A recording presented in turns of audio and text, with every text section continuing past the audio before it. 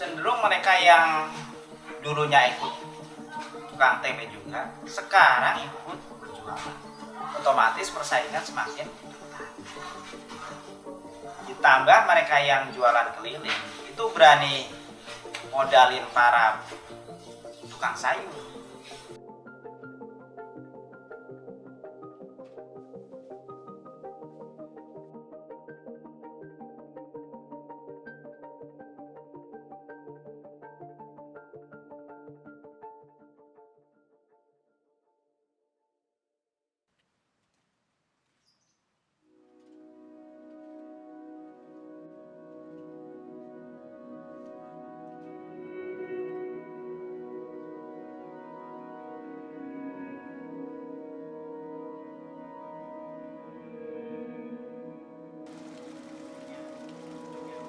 Nama saya Muslimin.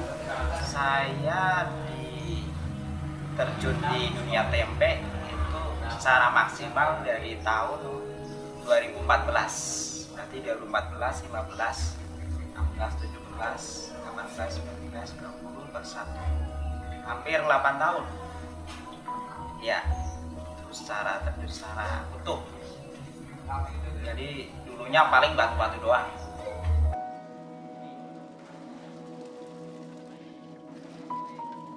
Ini ada lendirnya. Jadi kalau nggak keluar asam kayak gini nggak jadi.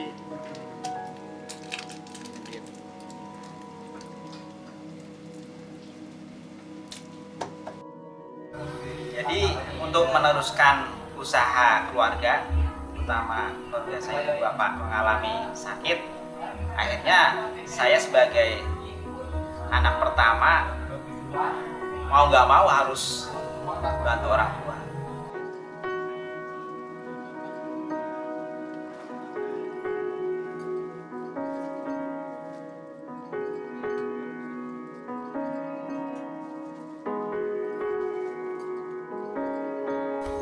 Jadi saya bisa bikin tempe secara maksimal belajar 1 tahun lah. 1 tahun baru tahu proses permasalahan, problemnya apa, kekurangannya apa. Itu 1 tahun. 2 hari masih cakep kalau ditaruh kulkas. Jadi suhu ruang juga ngaruh.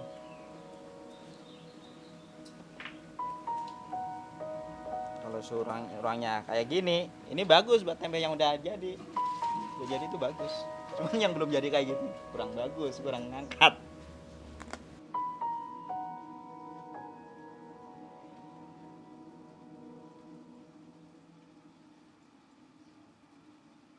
Yang paling sulit itu ngatur waktu. Waktu itu yang perlu diatur. Jadi proses tempe itu waktunya itu bergulir. Gak ada istilahnya lah, istilah kata. Jadi proses bikin, perebusan, sama bikin sampai penjualan itu waktunya nggak bisa, kalau nggak bisa diatur itu susah. Cuman kalau tanya prosesnya itu sebenarnya kalau kita udah terjun biasa-biasa aja, nggak ada yang susah. Cuma ngatur waktu. Ya paling berat gitu ya. Ya pas ini ngangkat kacang yang udah matang itu kan panas banget. Jadi posisi kacang mendidih. Itu kalau kita nggak kuat-kuat itu susah, nggak kuat kacang bisa terjun lagi tuh. Bikin tempe daun itu paling enggak itu makan waktu ya, kalau kita belum pernah bikin tempe daun itu susah banget. Saya bikin tempe daun itu ya belajar paling enggak 1 bulan baru bisa maksimal. Pemisahan kulit, mau diambil kulitnya.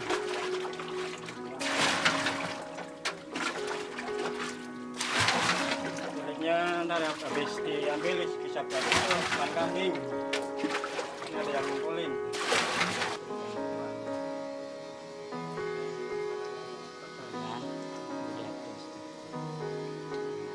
Ini Tadi yang udah digiling ya, penggilingan kedelai itu pemisahan kedelai. Ini habis digiling disaring.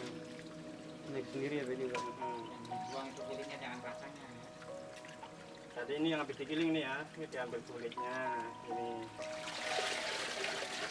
dibuang kulitnya, taruh. Kelasnya biar bolong dulu.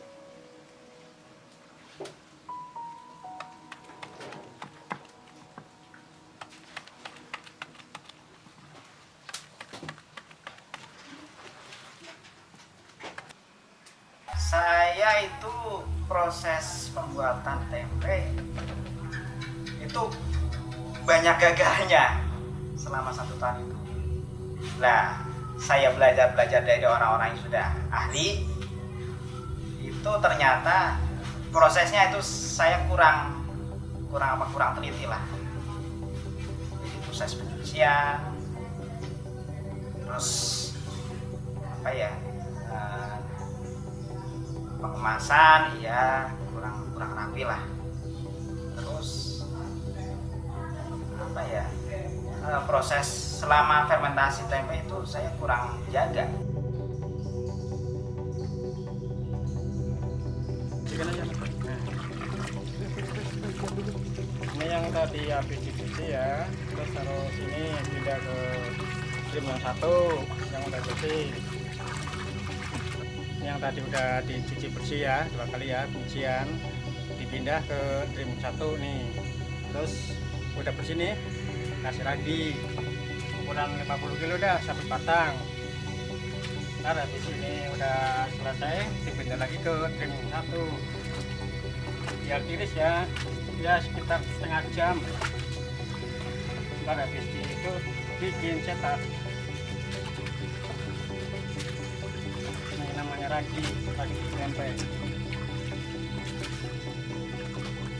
Nah, biar rata kayak gitu. Wah.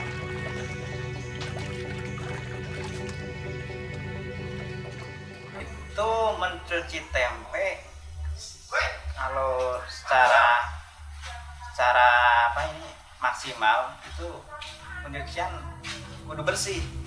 Nah, saya dulu sebelum apa ya maksimal di dunia pertempaan ini mencuci cuman apa ya seadanya doang lah, paling dikasih air bubar itu ya. Jadi kalau tempe kurang bersih itu rasanya asam. Terus kualitas tempe itu kalau kedelai kurang bersih itu cepat busuk, malah kadang jamurnya itu kurang angkat.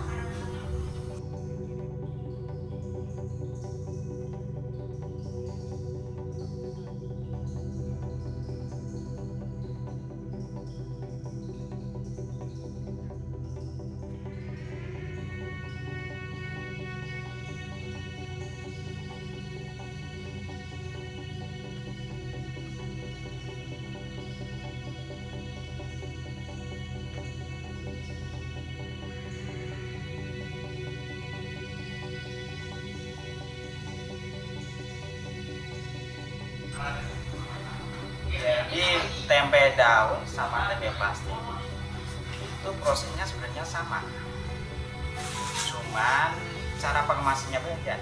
Cara pengemasannya yang beda. Tempe daun itu cenderung ya tampilannya itu lebih apa ya natural lah. Kalau soal cita rasa itu sebenarnya sama, cuman sugesti seorang itu kadang tempe daun itu rasanya lebih apa ya bau daun gitu. Jadi orang cenderung lebih suka kalau tempe daun. Sebenarnya kalau rasanya sebenarnya sama. Ini 1 hari setelah pengemasan. Ini yang udah berapa lama ini? Ini berarti 2 hari setelah pengemasan. Ini kan kandungan, jadi kan kalau apa proteinnya protein jenis dua macam ini. Iya, tapi kan jamur itu kan katanya jamur kan bukan termasuk tumbuhan kan, jamur termasuk apa ya, hewan ya, inang ya, nempel. Nah iya kan.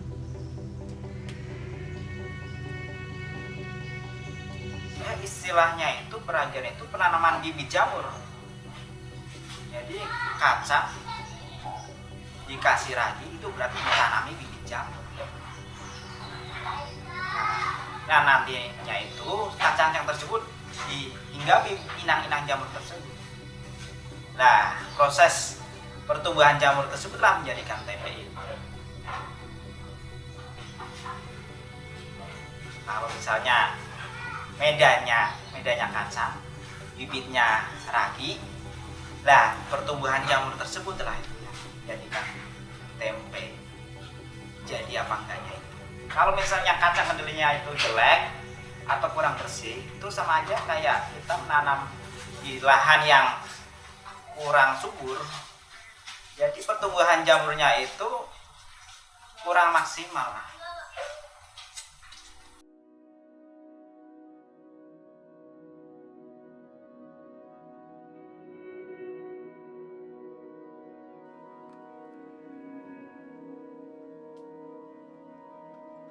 Jadi proses tempe dari kacang kedelai sampai dijual itu membutuhkan waktu selama kurang lebih 4 hari. Hari pertama perebusan, hari kedua pencucian dan pengemasan, hari ketiga fermentasi atau pengangkatan jamur, hari keempat baru bisa dijual. Kalau kita tukang tempe itu tahu tempe yang kualitasnya bagus, kurang bagus, itu tahu. Jadi kalau tempe kualitasnya bagus tuh biasanya rasanya gurih. Itu terkait satu, pasti kualitas kacang. Kacangnya bagus biasanya itu rasanya enak, gurih. Tapi kalau kacangnya kualitasnya rendah, kurang bagus, itu kalau istilah orang Jawa itu apa ya? Sepoh, anyep, ya. Nggak ada gurih-gurihnya. Biasanya itu tukang tempe itu dulunya ikut orang yang produksi tempe, bantu. Akhirnya dia dapat ilmu lah dari ikut orang tadi. Nah, lama kelamaan ada pemikiran mereka yang ikut tukang tempe tadi ingin produksi. Ini 1 hari setelah pengemasan. Ini yang udah berapa lama? Ini berarti 2 hari setelah pengemasan. Biasanya tukang sayur gitu kan, yang bawa tukang sayur. Sama selera pak, selera. Cenderung mereka yang dulunya ikut tukang tempe juga sekarang ikut berjualan, otomatis persaingan semakin ketat. Ditambah mereka yang jualan keliling itu berani modalin para tukang sayur. Mereka lebih lebih baik cari pelanggan daripada cari pelanggan sebanyak-banyaknya dengan cara apapun, dengan cara mereka cara nitip. Jadi barang nggak habis bisa dibalik, sisanya dibalikin. Nah kita yang sementara di pasar itu kena dampaknya. Mereka yang tadinya beli di pasar secara cash ya, itu cenderung dikurangin. Alasannya ada yang ngedropin, dan yang ngedropin itu lebih menjanjikan karena mereka menitipkan barang terus kalau nggak habis itu nggak nanggung resiko. Itu yang akhirnya kita yang pelaku pedagang di pasar kena dampak.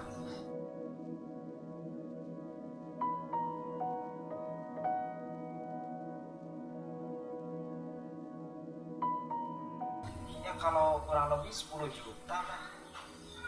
Itu kalau misalnya dari nol ya, Iya. kurang lebih 10 juta. Cuman kita kan di sini kan apa ya? Custom. Jadi di rombongan kelompok, jadi kita diusung dari berapa orang, ini agak ringanin lah. Kalau misalnya sendiri bikin usaha sendiri dengan modal dari nol itu berat banget bagi saya.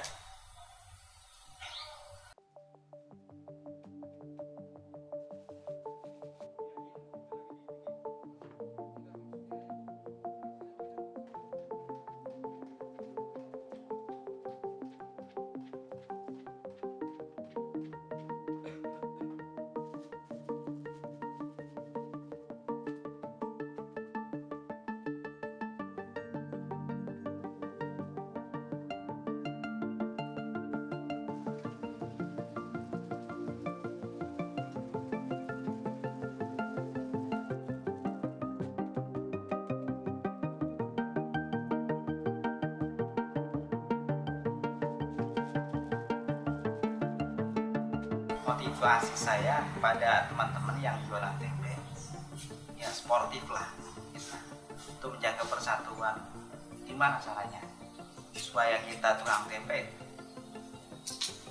apa ya, kita berjuang bersama, harga bisa dijaga, terus kita juga nggak bisa dimonopoli sama mereka para pedagang kacang sebagai bahan dasar tempe kacang kedelai. Kalau kita misalnya nggak sportif, jualannya dimurahin biar pelanggan cuma cari pelanggan, akhirnya kita juga yang rugi. Mereka yang manfaatin kita kebutuhan kacang kedelai yang semakin lama semakin harganya terus meningkat, itu kita nggak bisa jaga harga. Berhasil kita juga yang rugi, kita nggak bisa untung, modal gede, capek iya.